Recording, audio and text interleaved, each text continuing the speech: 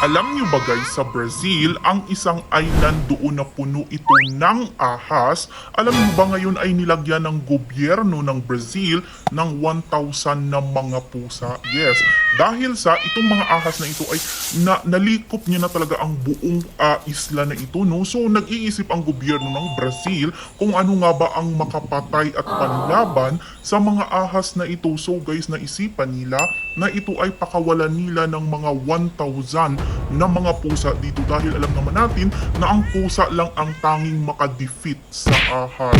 So yun na nga guys, itong 1,000 na mga pusa, ito sila ay maghunting ng mga ahas dito para itong ahas na ito ay mauubos. Alam niyo naman guys na walang taong nakatira dito sa pulo na ito dahil nga sobrang napakaraming ahas at more than libo-libo na mga poisonous na mga ahas ang nakatira dito. So guys, good luck mga ahas.